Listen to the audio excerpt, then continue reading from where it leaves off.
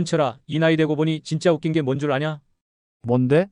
그때 상가 하나 팔아서 9억 생겼을 땐 이제 내 노후는 이걸로 끝이라고 생각했어.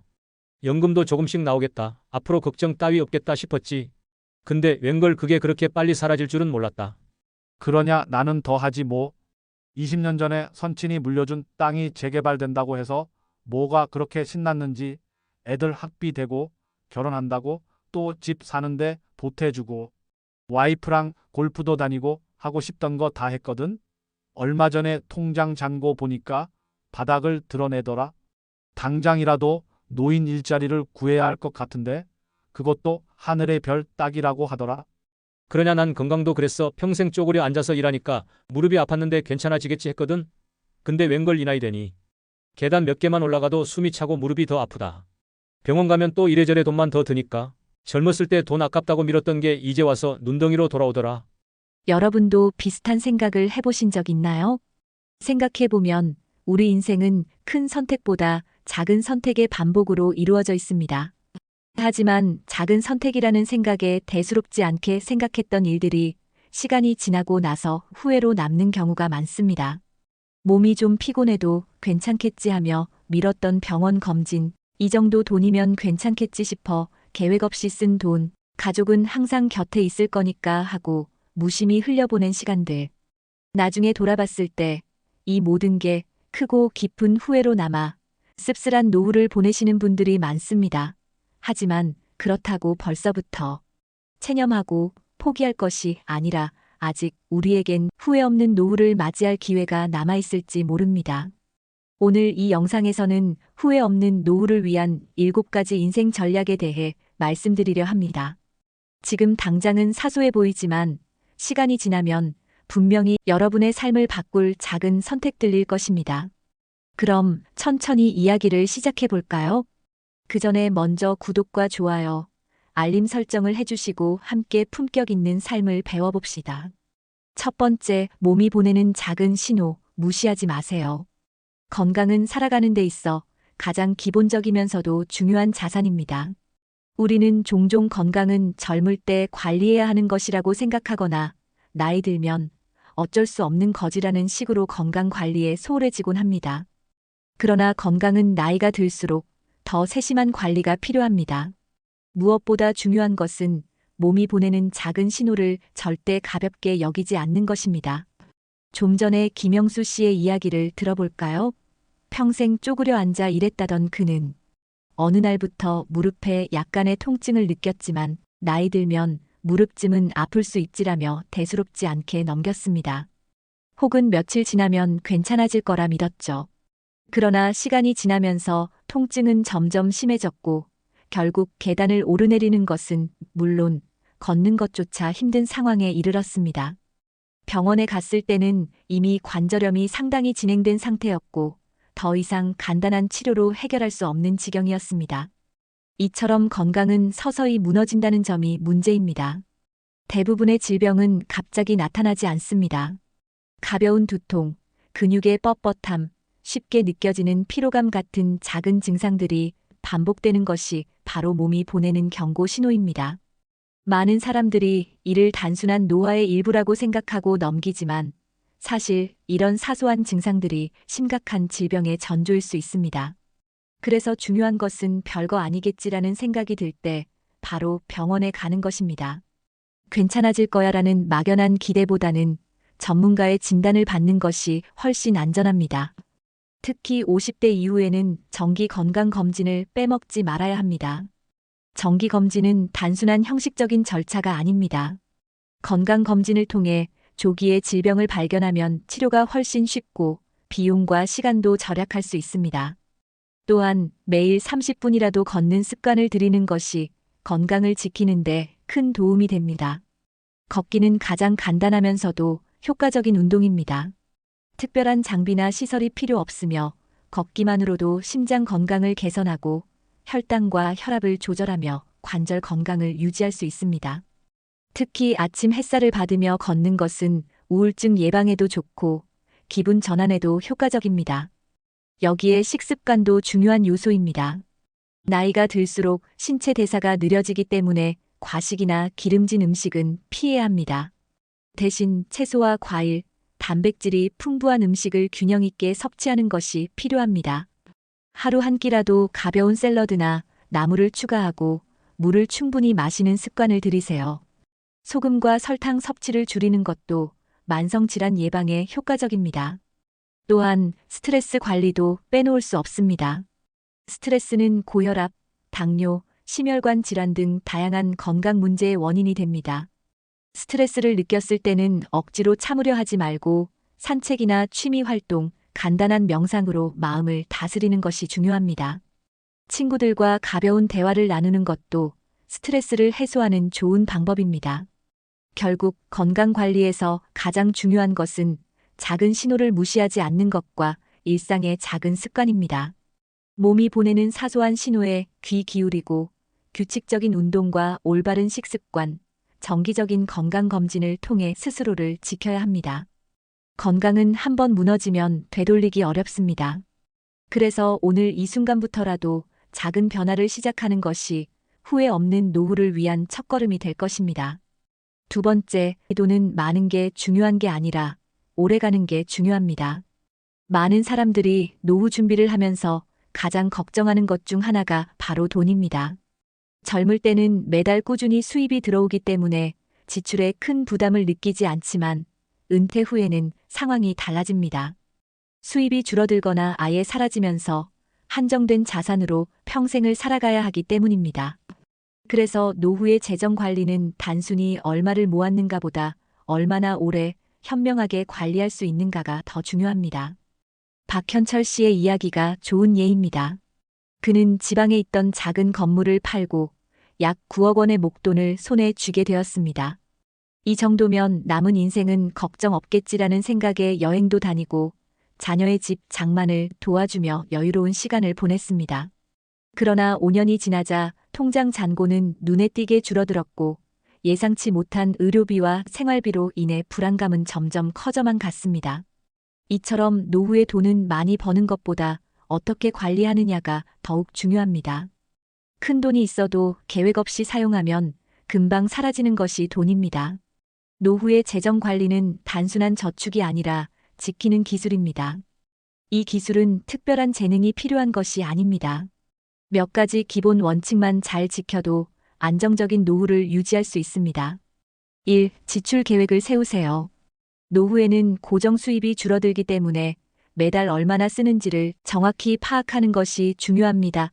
매달 고정적으로 나가는 지출인 식비, 관리비, 통신비 등과 예상치 못한 지출인 병원비, 경조사비 등을 구분하고 이를 바탕으로 예산을 세워야 합니다.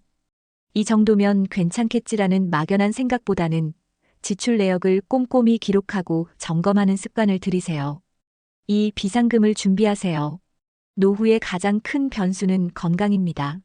나이가 들수록 의료비 지출이 예상보다 훨씬 커질 수 있습니다. 작은 병원비부터 수술비, 약값까지 생각보다 많은 비용이 들어갑니다.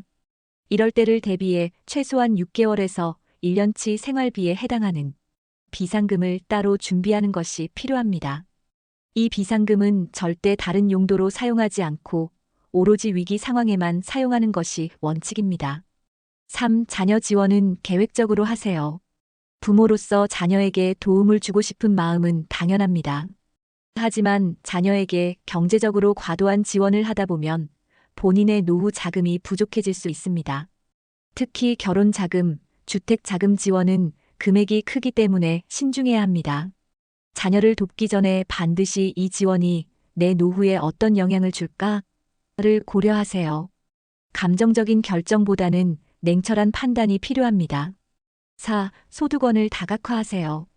은퇴 후에도 소규모의 소득원이 있으면 훨씬 안정적인 노후를 보낼 수 있습니다. 꼭 직장을 다시 다니지 않아도 됩니다. 소규모 임대 수익, 취미를 활용한 부업 또는 연금을 활용하는 방법도 있습니다. 예를 들어 공방을 운영하거나 온라인에서 손쉽게 판매할 수 있는 취미를 돈으로 연결하는 것도 좋은 방법입니다. 이렇게 작은 소득이 꾸준히 들어오면 경제적인 불안감을 줄일 수 있습니다. 5. 지출보다 관리가 더 중요합니다. 돈은 단순히 모으는 것보다 지키는 것이 더 어렵습니다.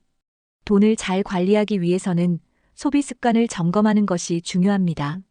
충동 구매를 피하고 필요한 지출인지 아닌지를 따져보는 습관을 들이세요. 예를 들어 백화점 세일이나 홈쇼핑의 유혹에 쉽게 흔들리지 말고 정말 필요한가? 라는 질문을 스스로에게 던져보세요. 세 번째, 가족과 함께한 시간은 추억으로 남습니다. 선물은 금방 잊혀져요. 많은 사람들이 이렇게 말합니다. 내가 이렇게 열심히 일한 이유? 다 가족 때문이지. 하지만 정말 그럴까요? 우리는 가족을 위해 일하고 더 나은 삶을 위해 바쁘게 살아가지만 정작 중요한 건 가족과 함께 보낸 시간이라는 사실을 종종 잊고 살아갑니다. 나이가 들수록 선물이나 물질적인 것이 아니라 따뜻한 대화와 소소한 추억이 더 소중하다는 걸 깨닫게 됩니다. 75세 김복순 어르신의 이야기를 들어볼까요? 그녀는 평생을 가족을 위해 헌신하며 살았습니다.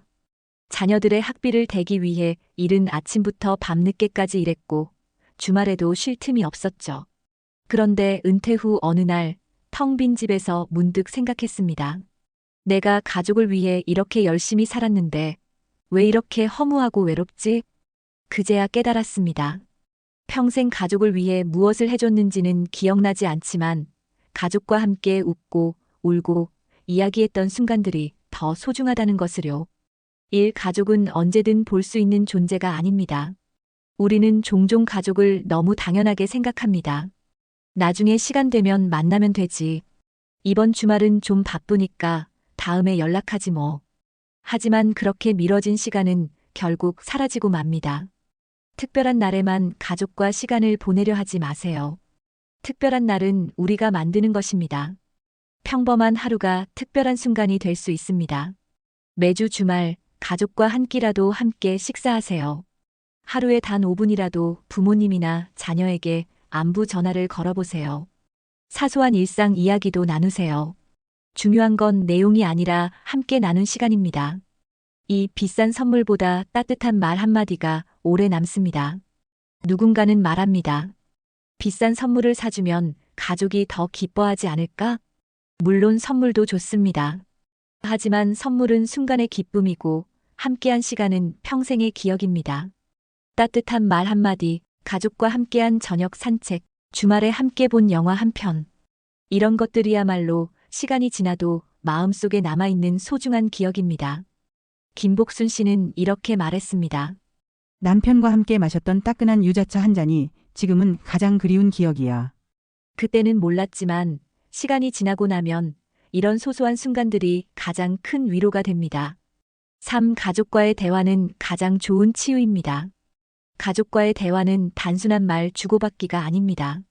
서로의 마음을 나누는 시간이자 힘들었던 하루를 치유하는 과정입니다. 특히 나이가 들수록 대화의 힘은 더 중요해집니다. 친구나 직장 동료와의 관계는 시간이 지나면 멀어지기 쉽지만 가족은 언제나 곁에 남아 있습니다. 그 관계를 따뜻하게 유지하기 위해서는 작은 대화의 씨앗을 꾸준히 뿌려야 합니다. 오늘 하루 어땠어? 라는 간단한 질문이 큰 위로가 될 수 있습니다. 자녀에게 요즘 힘든 건 없어? 라고 물어보세요. 손주에게 오늘은 무슨 재미있는 일이 있었니? 라고 물어보는 것만으로도 행복한 시간이 됩니다. 시간이 지나면 남는 건 결국 함께한 순간들입니다. 은퇴 후 많은 사람들이 이렇게 말합니다. 돈도 벌었고 집도 마련했는데 왜 이렇게 허전하지? 그 허전함의 이유는 단순합니다. 돈은 모을 수 있고 물건은 살 수 있지만 추억은 돈으로 살 수 없기 때문입니다. 자녀와 함께한 소풍, 손주와 함께 만든 작은 작품, 가족끼리 나눴던 따뜻한 저녁 식사. 이 모든 것이 시간이 지나면 가장 소중한 보물이 됩니다. 네 번째, 외로움을 피하려고 애쓰지 말고 받아들이는 법을 배우세요. 은퇴 후 많은 사람들이 겪는 가장 큰 변화 중 하나는 바로 인간관계의 변화입니다. 직장에서 자연스럽게 맺었던 동료들과의 관계가 끊기고 자녀들은 각자의 삶에 바빠지면서 점점 혼자 있는 시간이 많아집니다. 이때 찾아오는 감정이 바로 외로움입니다. 하지만 외로움은 단순히 누군가 곁에 없어서 느끼는 감정이 아닙니다. 마음의 공허함과 소속감의 부재가 외로움을 더 크게 만듭니다.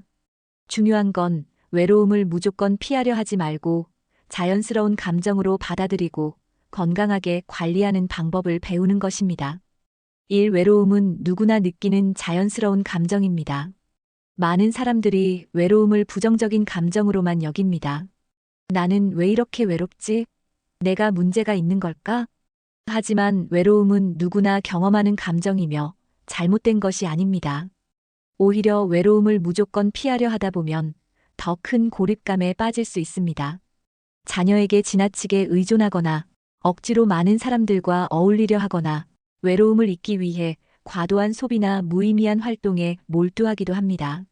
이렇게 외로움을 억지로 덮으려 하면 일시적인 위안은 얻을 수 있지만 근본적인 해결이 되지 않습니다.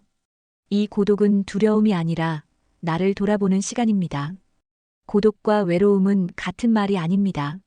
외로움은 마음이 공허한 상태를 의미하고 고독은 혼자 있는 시간을 의미합니다. 혼자 있는 시간이 꼭 외로운 것은 아닙니다. 오히려 고독은 나를 더 깊이 이해할 수 있는 소중한 시간이 될 수 있습니다. 예를 들어, 아침에 따뜻한 차 한 잔을 마시며 창밖을 바라보는 시간, 좋아하는 음악을 들으며 조용히 책을 읽는 시간, 산책하면서 내 생각을 정리하는 시간. 이런 순간들이 외로움이 아닌 평온함과 여유로 다가올 수 있습니다. 중요한 건 혼자 있는 시간을 어떻게 받아들이느냐입니다. 3. 억지로 관계를 유지하기보다 진정한 관계를 찾으세요. 나이가 들수록 인간관계에서 중요한 것은 수량이 아니라 질입니다. 많은 사람과 얕은 관계를 유지하는 것보다 서로 진심으로 공감하고 소통할 수 있는 몇 명의 친구가 더 큰 위로가 됩니다. 오랜 친구에게 전화를 걸어 안부를 물어보세요. 예전 동창 모임에 가는 것도 좋은 방법입니다. 새로운 사람들을 만나는 것이 부담스럽다면 동네 주민센터나 복지관에서 소규모 모임에 참여해 보세요. 중요한 건 진정으로 편안한 관계를 찾는 것입니다. 억지로 새로운 친구를 만들기보다 나와 잘 맞는 사람을 찾는 것이 더 큰 행복을 가져다 줍니다. 4. 새로운 취미를 통해 외로움을 채우세요. 외로움을 이겨내는 가장 좋은 방법은 나만의 즐거움을 찾는 것입니다. 새로운 취미는 단순한 시간을 보내는 수단이 아니라 삶의 활력소가 됩니다. 탁구, 배드민턴 같은 가벼운 운동으로 건강도 챙기고 새로운 사람도 만날 수 있습니다. 책 읽기, 글쓰기 활동을 통해 조용히 나만의 생각을 정리하고 마음의 여유를 찾을 수 있습니다. 원예 가꾸기와 같이 식물을 키우며 생명의 성장 과정을 지켜보는 것만으로도 큰 위안을 얻을 수 있습니다. 그 밖에 악기 배우기, 그림 그리기 등 창의적인 활동은 뇌를 자극하고 긍정적인 감정을 키워줍니다. 새로운 것을 배우는 것은 나이가 들었기 때문에가 아니라 나 자신을 위해 하는 것입니다. 5. 외로움을 솔직하게 인정하세요. 가장 중요한 것은 외로움을 부끄러워하지 않는 것입니다. 외로움을 숨기려고 하지 말고 솔직하게 인정하세요. 아, 내가 지금 외롭구나. 이 감정을 느끼는 건 내가 잘못된 게 아니야. 이렇게 자신의 감정을 받아들이는 순간 오히려 마음이 한결 편안해집니다. 외로움을 억누르려 할수록 더 깊은 고립감에 빠지게 됩니다. 때로는 가까운 사람에게 솔직히 털어놓는 것만으로도 큰 위로가 됩니다. 나 사실 요즘 좀 허전해. 가끔 외롭기도 해. 이 한마디가 새로운 대화의 시작이 될 수 있습니다. 5번째, 나이가 들수록 배움은 사치가 아니라 필수입니다. 많은 사람들은 배움이 젊은 사람들의 전유물이라고 생각합니다. 학교를 졸업하고 직장을 은퇴한 뒤에는 더 이상 새로운 것을 배우지 않아도 된다고 여기기도 합니다. 하지만 배움은 나이에 상관없이 우리의 삶을 더 풍요롭고 의미 있게 만드는 평생의 동반자입니다. 올해 70세인 정순재 씨의 이야기를 들어볼까요? 정 씨는 손주와 카카오톡으로 대화를 나누기 위해 스마트폰 사용법을 배우기 시작했습니다. 처음엔 단순히 메시지 보내는 법만 익히려고 했지만 점점 더 흥미를 느끼면서 동네 복지관의 스마트폰 강좌에 등록했습니다. 그곳에서 다른 사람들에게도 기술을 가르치기 시작했고 결국 70세 스마트폰 강사가 되었습니다. 처음에는 단순한 필요로 시작했지만 그 과정에서 새로운 사람들을 만나고 자신감을 얻고 인생의 또 다른 즐거움을 발견한 것입니다. 이처럼 배움은 단순한 지식 습득을 넘어 우리 삶에 활력과 기쁨을 가져다 줍니다. 1. 배움은 뇌를 젊게 유지하는 최고의 방법입니다. 우리의 뇌도 근육과 같습니다. 쓰지 않으면 약해지고 끊임없이 자극을 주면 건강하게 유지됩니다. 새로운 것을 배우면 뇌의 다양한 부분이 활성화되어 기억력, 집중력, 문제 해결 능력이 향상됩니다. 특히 나이가 들수록 치매 예방에도 도움이 됩니다. 작은 것부터 시작해 보세요. 매일 새로운 단어를 외우기, 간단한 퍼즐이나 스도쿠 풀기, 외국어 인사말 배우기 등 이렇게 작은 배움이 뇌를 활발하게 유지하는 큰 힘이 됩니다. 이 나이가 들수록 배우는 이유는 즐거움입니다. 어릴 때 우리는 시험을 보기 위해, 좋은 대학에 가기 위해 배웠습니다. 하지만 이제는 더 이상 누군가의 평가를 받기 위해 배우는 것이 아닙니다. 순수한 호기심, 새로운 것을 알아가는 즐거움, 나 자신을 성장시키기 위한 배움입니다. 예를 들어, 요리 교실에 참가해 새로운 레시피를 배우거나, 사진 찍기를 배워서 나만의 앨범을 만들거나, 서예나 그림으로 나만의 작품을 완성해 보는 것도 좋습니다. 배움은 성적표를 받기 위한 것이 아니라 스스로에게 주는 선물입니다. 3. 배우는 과정에서 새로운 사람들과의 연결이 생깁니다. 나이가 들수록 사회적 관계가 줄어들기 쉽습니다. 친구들은 각자의 삶에 바쁘고 자녀들도 독립하면서 점점 외로움을 느끼게 됩니다. 하지만 새로운 것을 배우는 과정에서는 자연스럽게 같은 관심사를 가진 사람들을 만나게 됩니다. 동네 복지관에서 열리는 강좌, 도서관의 독서 모임, 문화센터의 수공예 클래스 등 이런 곳에서 새로운 친구를 사귀고 함께 배우며 서로에게 긍정적인 영향을 주고받을 수 있습니다. 이는 단순한 지식을 넘어 삶의 활력을 되찾는 기회가 됩니다. 4. 배우는 것이 두렵다면 작은 목표부터 시작하세요. 이 나이에 새로운 걸 배우는 게 가능할까? 머리가 예전 같지 않아서 금방 잊어버릴 텐데. 이런 생각은 자연스럽지만 중요한 건 완벽한 결과가 아니라 도전하는 과정입니다. 작은 목표부터 시작하세요. 하루에 한 페이지 책 읽기, 일주일에 한 번 새로운 요리 해보기, 매일 한 곡의 노래 가사 외우기.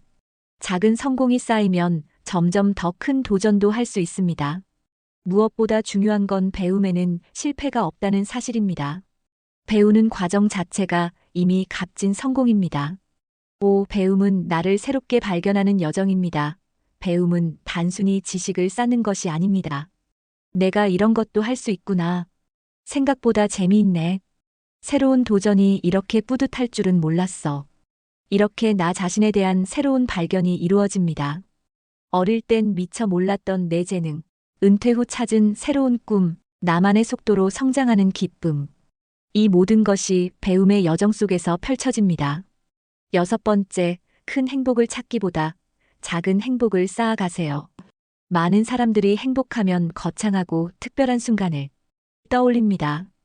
해외여행을 가거나 인생을 바꿀 만한 큰 성취를 이루거나 로또에 당첨되는 상상을 하기도 합니다. 하지만 진짜 행복은 그렇게 멀리 있지 않습니다. 오히려 평범한 일상 속 아주 작은 순간들에 숨어 있습니다. 77세 박명희 어르신의 이야기를 들어볼까요? 박 씨는 매일 아침 따뜻한 커피 한 잔을 마시며 창밖으로 쏟아지는 햇살을 바라보는 순간이 하루 중 가장 행복하다고 말합니다. 특별한 일이 있어서가 아니라 이렇게 평범한 하루를 맞이할 수 있음 그 자체가 행복이기 때문입니다. 1. 행복은 결과가 아니라 과정에 있습니다. 우리는 종종 이렇게 생각합니다. 목표를 이루면 행복해질 거야. 돈을 많이 벌면, 집을 사면, 자녀가 성공하면 등등 하지만 이런 목표를 이루고 나서도 허전함을 느끼는 경우가 많습니다. 왜일까요? 행복을 어떤 결과로만 생각했기 때문입니다. 진짜 행복은 목표에 도달한 순간이 아니라 그 목표를 향해 가는 과정 속에 있습니다. 아침에 일어나 따뜻한 햇살을 느끼는 순간, 좋아하는 노래를 들으며 미소 짓는 순간, 누군가의 따뜻한 안부 문자 한 통에 마음이 따뜻해지는 순간, 이런 소소한 순간들이 모여 진정한 행복이 됩니다. 이 감사하는 마음이 행복을 키웁니다. 행복을 느끼기 위해 거창한 이유가 필요하지 않습니다. 오히려 감사하는 마음이 작은 행복을 크게 만들어줍니다. 따뜻한 이불 속에서 편안하게 잠들 수 있는 것. 따끈한 국밥 한 그릇이 몸을 따뜻하게 해주는 것. 가족과 나눈 짧은 대화 한마디가 하루를 밝게 해주는 것. 이렇게 작은 것에도 감사하는 습관을 가지면 평범한 하루가 특별하게 느껴집니다. 오늘부터 감사 일기를 써보세요. 오늘은 날씨가 맑아서 기분이 좋았다. 따뜻한 차 한 잔이 나를 위로해줬다. 산책 중 불어온 시원한 바람이 기분 좋았다. 감사의 글을 쓰는 것만으로도 마음이 따뜻해지고 더 많은 행복을 발견할 수 있습니다. 3. 작은 즐거움을 찾아보세요. 소소한 행복은 특별한 이벤트가 아닙니다. 아침 햇살을 받으며 산책하기. 좋아하는 노래를 들으며 잠시 눈을 감고 쉬기. 좋아하는 커피 한 잔에 담긴 따뜻함. 손주와의 짧은 영상 통화로 웃음 짓기. 이런 사소한 일들이 바로 작은 즐거움입니다. 중요한 건 이 순간을 의식적으로 즐기는 것입니다. 질문해 보세요. 오늘 나를 웃게 만든 건 무엇인가요? 오늘 하루 중 가장 기분이 좋았던 순간은 언제였나요? 이 질문에 대한 답을 찾다 보면 어느새 마음이 따뜻해지는 것을 느낄 수 있습니다. 4. 비교 대신 나만의 행복을 찾으세요. 우리는 종종 다른 사람과 나를 비교하면서 불행을 느끼곤 합니다. 저 사람은 저렇게 잘 사는데 나는 왜 이럴까? 친구들은 손주 자랑을 하는데 나는 외롭기만 하네. 하지만 비교는 끝이 없습니다. 행복은 다른 사람의 기준이 아닌 나만의 기준에서 찾아야 합니다. 내가 가진 것, 내가 누릴 수 있는 것들에 집중해 보세요. 내게 편안함을 주는 공간, 소중한 가족과 친구들, 나만의 취미와 여유 시간. 이 모든 것이 이미 나를 위한 행복의 요소입니다. 5. 완벽한 하루가 아니라 충분한 하루를 살아가세요. 누구나 완벽한 하루를 꿈꾸지만 현실은 그렇지 않습니다. 때로는 실수하고 후회하고 지치는 날도 있습니다. 하지만 그 속에서도 우리는 작은 행복을 발견할 수 있습니다. 오늘 힘들었지만 그래도 잘 견뎠어. 오늘은 조금 지쳤지만 내일은 더 나아질 거야. 완벽하지 않아도 괜찮습니다. 중요한 것은 오늘 하루를 충분히 살아냈다는 것입니다. 마지막 7번째는 독립적인 삶. 자녀에게 기대는 사랑이 아닌 나를 지키는 게 진짜 사랑이라는 것입니다. 많은 부모님들은 이렇게 말합니다. 내가 이렇게 열심히 산 건 자식들 때문이야. 정말 그렇습니다. 부모라면 누구나 자녀를 위해 헌신하고 희생하는 것이 당연하다고 생각하죠. 그런데 나이가 들수록 자녀를 향한 사랑이 때로는 기대로 변하기도 합니다. 이제는 자식들이 나를 챙겨야지. 내가 이렇게 해줬는데 당연히 돌봐줘야 하지 않을까? 하지만 진정한 사랑은 기대와 의존이 아닌 서로를 존중하는 독립적인 관계에서 시작됩니다. 부모와 자녀가 건강한 관계를 유지하기 위해서는 경제적 독립뿐 아니라 감정적 독립도 중요합니다. 1. 부모의 행복은 자녀의 부담이 되어서는 안 됩니다. 부모로서 자녀에게 기대는 마음은 자연스럽습니다. 하지만 지나친 기대는 자녀에게 부담이 될 수 있습니다. 내가 나를 돌봐야 하는 거 아니니? 부모를 이렇게 놔두고 잘 살 수 있겠어? 이런 말들은 자녀를 사랑해서 하는 말이지만 듣는 입장에서는 무거운 책임감으로 느껴질 수 있습니다. 자녀는 부모의 부담이 아니라 부모의 행복을 보고 싶어 합니다.